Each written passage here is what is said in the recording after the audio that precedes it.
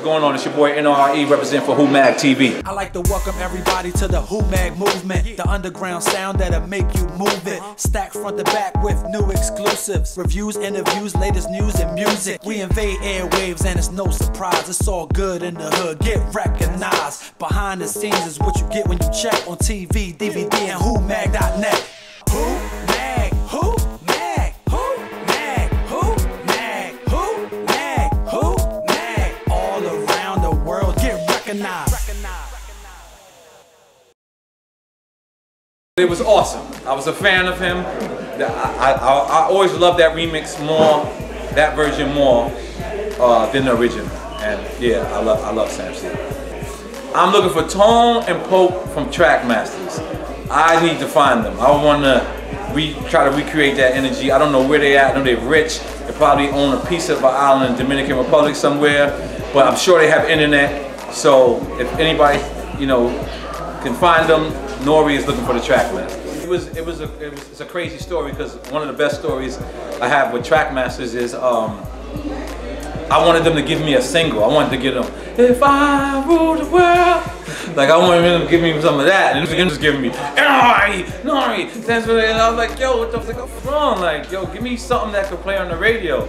And I remember they said to me, they said the world blamed Nas for going commercial on Trackmasters, so the world won't blame Trackmasters for making N.O.R.E commercial. So they never gave me a commercial record at all. But they Dr. Dre'd that N.O.R.E album, and in a lot of ways I should have gave them executive producer credit because they were taking tracks from like LES and taking tracks from, I forget the guy's name who did The Change, who wasn't actually Trackmasters produced, but they were putting in chords and putting in keys, and they was doing this that you always heard Dr. Dre did, and Dr. Dre got credited for, and I just always felt like I've never properly credited Trackmasters for my success of that album. Mag TV, I'm saying it.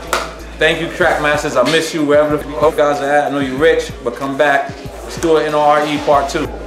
Band for TV came about because I was on a track on a Firm album that was called I'm Leaving.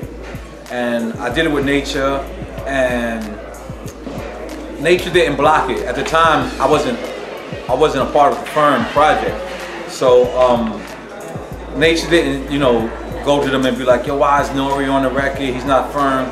So I felt like I wanted to pay Nature back. So I hooked up with this young producer at the time that nobody really knew of. His name was Kasim Dean, which is Swiss Beats. Everybody called him at that time D's nephew. And so I put Nature on the record, and Pun just comes to the studio, and he's just there to chill. I think I take it all-ish, go downstairs and smoke a cigarette, something like that, and Pun just lays his verse. So I'm like, I flip it on the engineer. I'm like, yo, why would you just let this guy just go? And like, Pun's like this. So the engineer's like, what the fuck am I gonna tell this guy? Like, you want me to tell him no? So I'm like, yo, so Pun is like, Pun gets, Pun was always that funny dude. So he's like, yo, you gonna erase my verse? I'm like, hell yeah, I'm gonna erase your verse. The minute you leave, I'm gonna erase your verse. He's like, you gonna erase that verse? I said, I'm erasing that verse. As soon as he left, the engineer looked at me and was like, I was like, nah, call Cameron. Like, I called Cam, and then Cam came through. Then he laid the next verse. And the only people we didn't get that day was the Locks. I couldn't reach the Locks. Well, not the Locks, because the Locks is all three, Styles and Jada.